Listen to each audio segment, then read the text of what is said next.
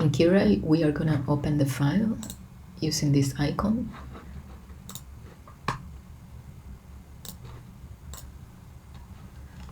And we will see it here.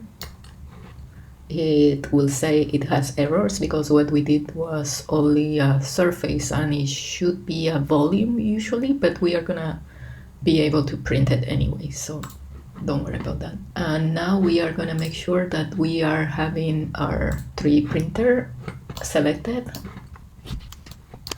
And now we are going to change the settings to the ones that we downloaded from the website of the 3D printer. So we are gonna choose vase. I'm gonna slice this, and you can go to preview and you will see how this is gonna be printed. And now we just need to save it as a G code, and this we need to save it in the USB drive or in a SD card to upload it to the machine.